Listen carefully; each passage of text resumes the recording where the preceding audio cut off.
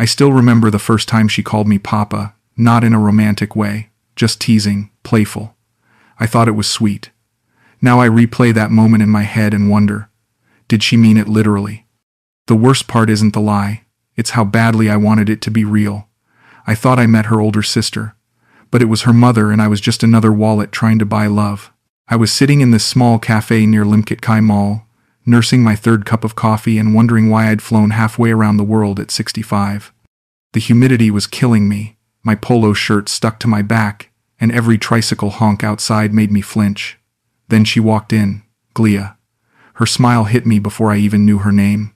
She wasn't alone, there was this woman with her. Confident, mid-40s maybe, wearing a floral dress that somehow made her look both maternal and businesslike. "You must be Arnold," the older woman said, extending her hand. "I'm Joy. Gleah's been nervous about meeting you all morning." Gleah barely looked at me at first. She was shy, quiet, her eyes darting between the menu and her hands. But when she finally smiled, it felt like the room got softer, warmer somehow. Joy did most of the talking initially. She said she ran a small home-based catering business, and Gleah helped her after class. "She's studying education," Joy explained, nudging Gleah gently. "Tell him about your courses." Gleah's voice was barely above a whisper. "I want to teach elementary kids, maybe kindergarten." Then she looked directly at me for the first time. "So what's it like, being retired in America?" That one question started everything. I didn't know how to flirt anymore, hadn't done it in years, so I just spoke from the heart. Widowed 3 years now. 2 grown sons who call maybe twice a month. Quiet life in Milwaukee. Tired of cold winters and eating dinner alone while watching the news. They both listened, really listened, and for the first time in years, I felt seen. Joy ordered for all of us pancit, lumpia, rice.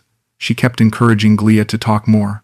"Tell him about your dream school," she'd say, or "show him those photos from the festival."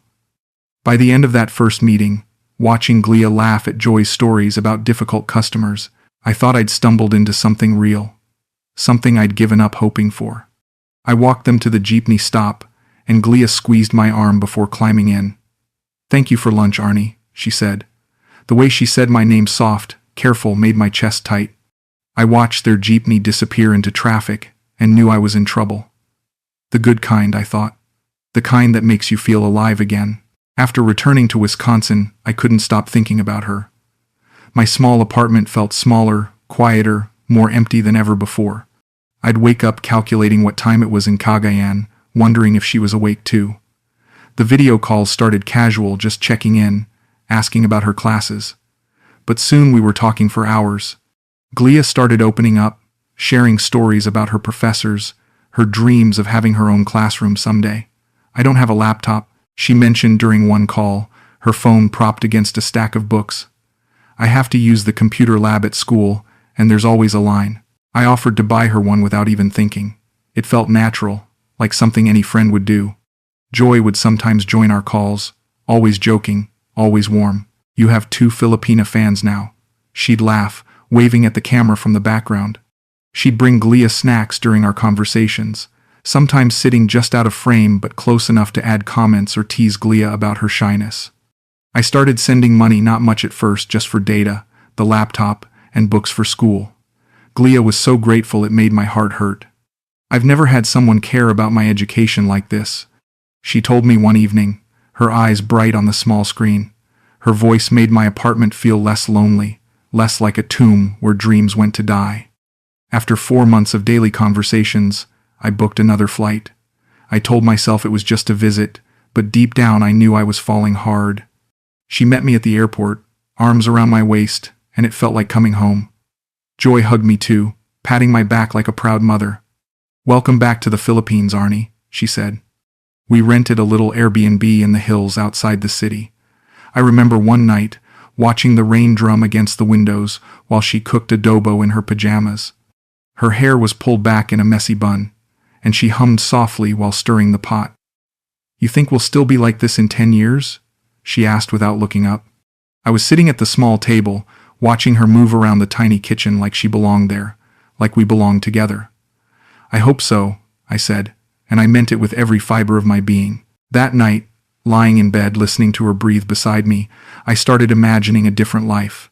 Maybe bringing her to Milwaukee, maybe spending winters in the Philippines, maybe not eating dinner alone ever again.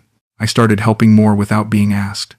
It felt good to be needed again, to have someone depend on me the way my late wife used to. When Gleah mentioned her tuition was due, I transferred the money immediately.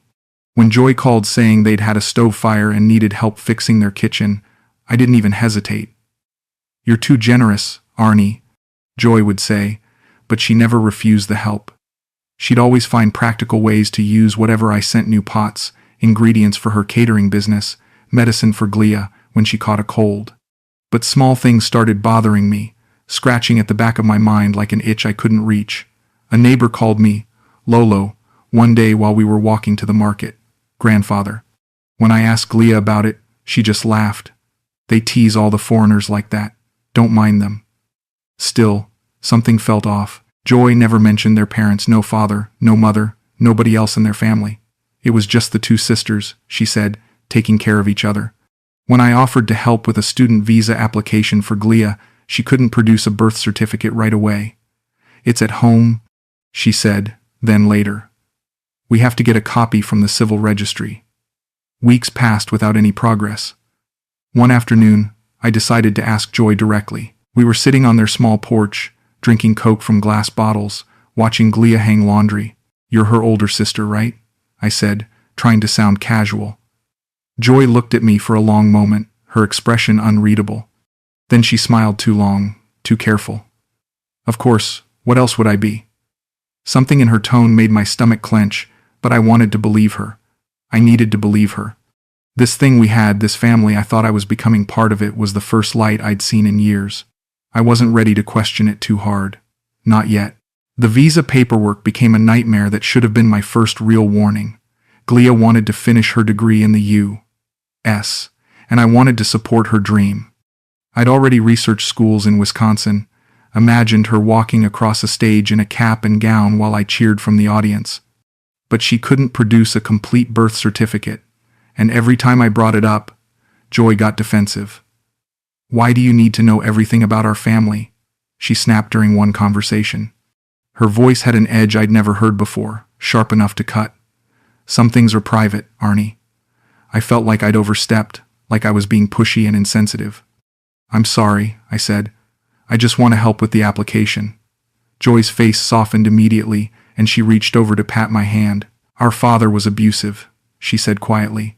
"We had to leave quickly when Gleah was young. A lot of documents got destroyed in the move. It's painful for us to talk about." I felt like a complete jerk for doubting them. Here were two women who'd survived something terrible, built a life together, and I was demanding proof of their trauma. "I understand," I told them. "We'll figure out another way."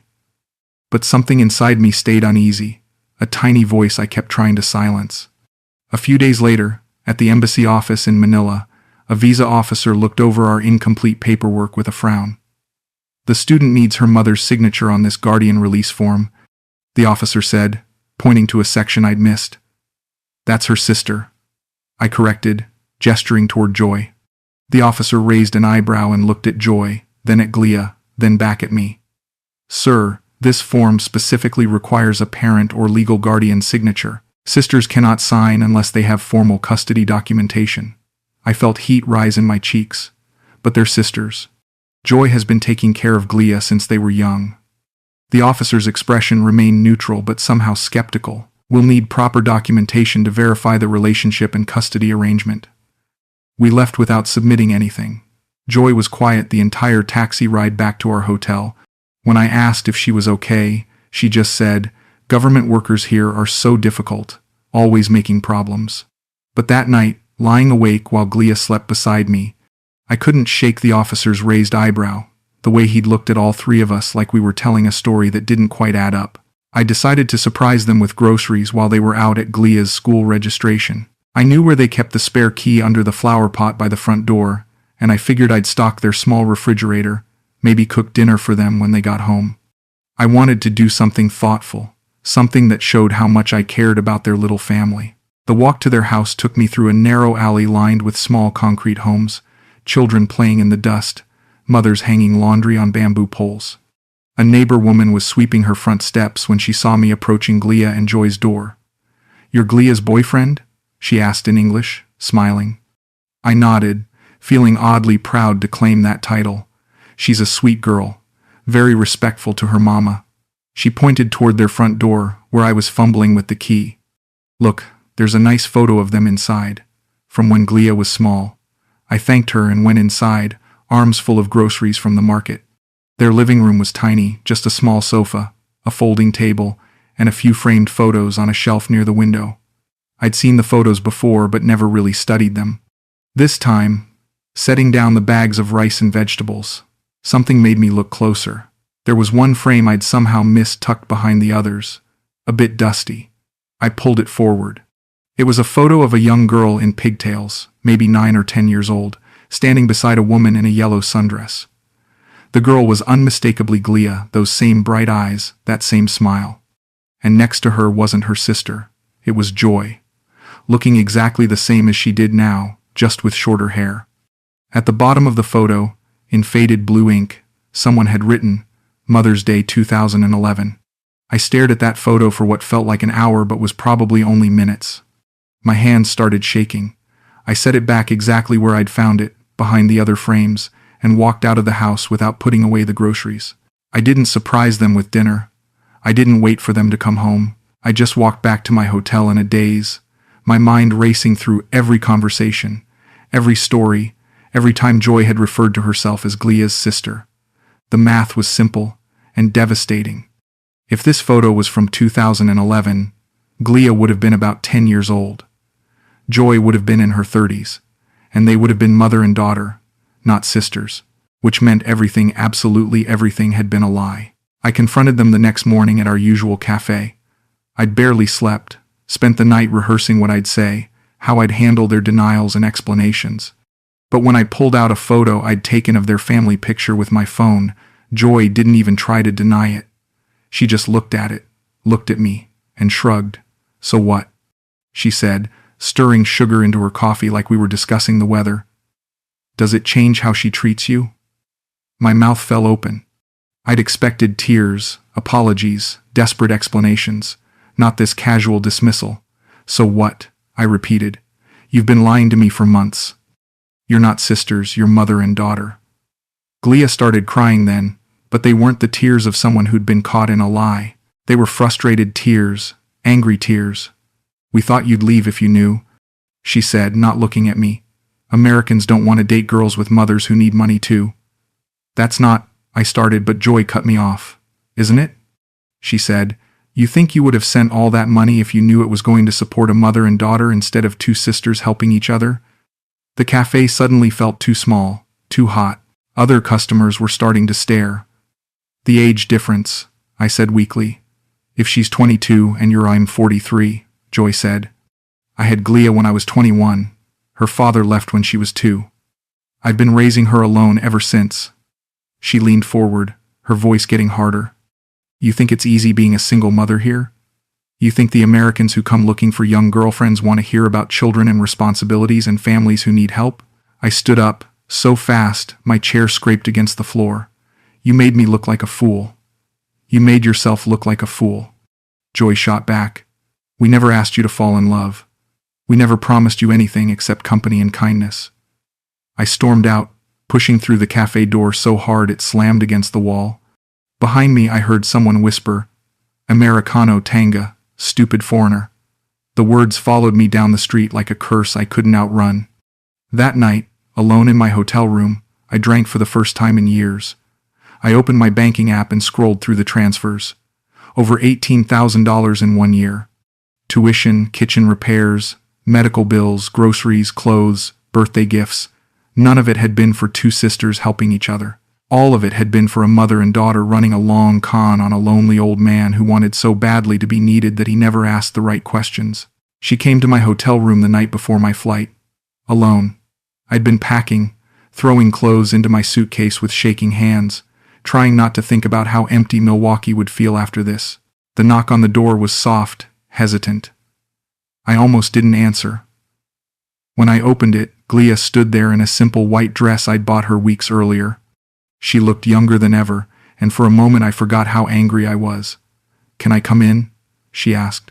I stepped aside without saying anything. She sat on the edge of my bed, hands folded in her lap like a child waiting to be scolded. "I did love you," she said finally. "I still do." The words hit me like a physical blow. "So why lie?" She was quiet for a long time. Outside, I could hear traffic, music from a nearby bar, life continuing like nothing had changed, like my world hadn't just collapsed. "Because we needed the help," she said eventually. "And you needed to feel needed. It worked for both of us." The honesty was almost worse than the lies. At least lies left room for hope, for the possibility that real feelings had existed somewhere beneath the deception. "Was any of it real?" I asked. "The calls, the dinners, the conversations about the future?" She looked up at me then, and her eyes were bright with tears that might have been real or might have been another performance. I was too broken to tell the difference anymore. "Some of it," she said.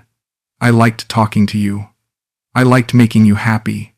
You were kind to me when you didn't have to be." She stood up and walked to where I was standing by the window. For a moment, I thought she might hug me, might try to convince me to stay, to keep pretending this could work somehow. Instead, she just kissed my cheek, soft and quick. "I'm sorry you're hurt," she whispered. Then she was gone, leaving behind the faint scent of the perfume I'd bought her and the echo of words that felt like both an apology and a goodbye. I got on the plane the next morning without seeing her again. 14 hours of flying with nothing to do but replay every moment, every conversation, every time I'd ignored the small voice in my head that whispered something wasn't right. Her last message came through while I was waiting for my connecting flight in Tokyo. Just a photo of their little house with a new roof, bright blue tin reflecting the afternoon Sunday. The caption read, "We fixed the roof, thanks." No hearts, no misuse, no promises to stay in touch. Just gratitude for the transaction, now complete. I sit alone in my small apartment now, same as before, but everything's different.